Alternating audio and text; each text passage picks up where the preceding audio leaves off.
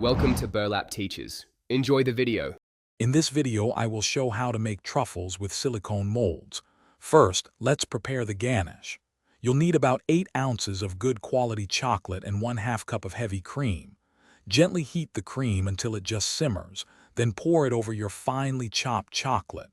Let it sit for a minute, then stir until it's completely smooth and glossy. This forms the delicious center of your truffles. Now let's get that ganache into the molds. Place your clean silicone molds on a sturdy, flat surface like a baking sheet.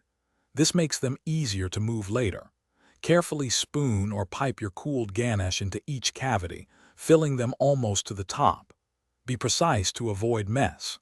After filling, gently tap the mold a few times on the counter to release any trapped air bubbles, ensuring smooth truffles.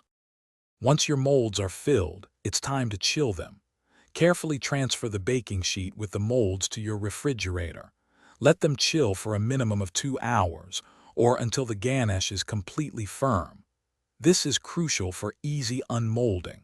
When ready, gently press on the bottom of each cavity. The flexible silicone will allow the perfectly formed truffles to pop right out with ease.